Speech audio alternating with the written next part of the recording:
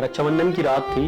हर बहन अपने भाई की कलाई सजाने की तैयारी में लगी थी। घर आंगन में मिठाई की खुशबू थी तो वहीं रिश्तों की मिठास थी। लेकिन उसी रात जहां कुछ बहनों के घर में खुशियां गूंज रही थी, वहीं एक घर में कुछ ऐसा घटा जिसने राखी की डोर को खून से लाल कर दिया। आखिर क्या हुआ उस रात? कैसे रिश्तों की मर्यादा टूटी?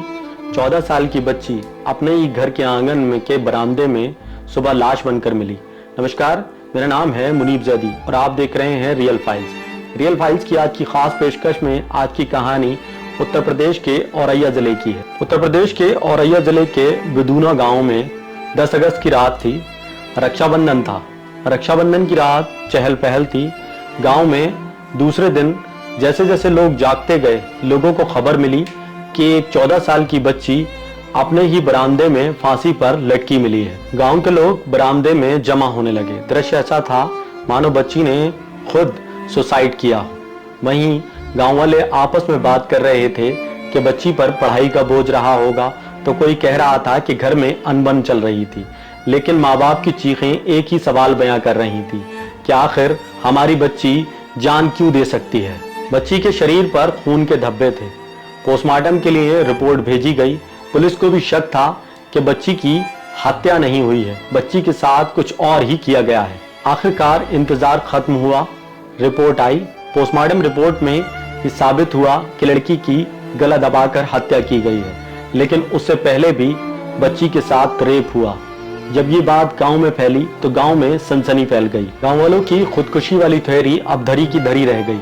पुलिस भी अब एक्टिव हो चुकी थी। लगातार गांव वालों को पकड़कर पूछताछ कर रही थी। पुलिस को भी शक था। उनसे सवाल जवाब किए जा रहे थे। वहीं एक जवाब में एक शक की सुई पुलिस की किसी की ओर घूमी। पुलिस अब मर्डर और पॉक्सो में धाराओं में केस दर्ज कर चुकी थी। वहीं इन सवालों के बीच में पुलिस को एक शक था। वो था उसके ताऊ का बेटा सुरजीत, जो कई दिन से लापता भी था।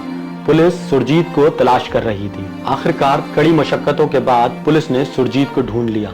सुरजीत पर दबाव बनाया गया, उसको पकड़ा गया, उससे पूछताछ की गई तो सुरजीत ने बताया कि उसने रक्षाबंधन की रात शराब पी रखी थी। शराब पीने के बाद वो शौच के बहाने युवती के कमरे में गया और उसने युवती को पीछे से जाकर पकड़ लिया। सुरजीत ने पुलिस को बताया कि वो जब उसके घर में कूदा, उसे पता था कि उसकी माँ नोएडा गई हुई है और वो घर में अकेली है। शौच का बहाना करके वो घर के अंदर प्रवेश कर गया। इसके बाद उसने युवती को जबरन पकड़ा और लड़की के साथ रेप किया। रेप करने के बाद उसने लड़की का गला दबा दिया। उसने सोचा कि अब बदनामी होगी तो बदनामी से बेहतर है कि लड़की को मार दिया जाए। सुरजीत ने बताया कि उसने क्राइम स्टोरियां काफी देखी थी।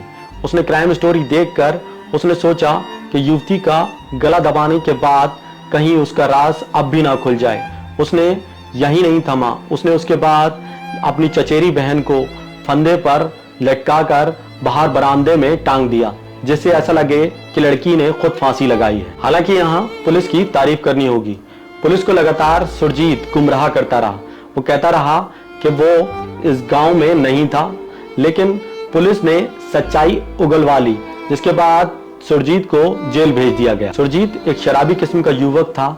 उसने अपनी हवस का शिकार अपनी 14 साल की चचेरी बहन को बनाया।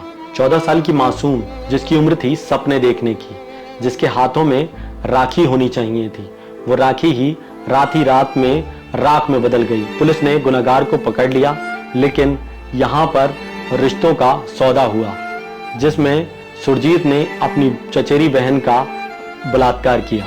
लेकिन एक सवाल यहाँ पर अब भी बना रहेगा कि रिश्तों पर भरोसा कैसे किया जाए जब ताऊ का बेटा ही बहन का गुनहगार बन जाए। इस कहानी का उद्देश्य किसी के दिल को ठेस पहुंचाना नहीं, बल्कि लोगों को जागरूक करने का है। इसलिए सतर्क रहें, सावधान रहें। मिलते हैं अगली कहानी में रियल फाइल्स के साथ। तब तक जय हिंद।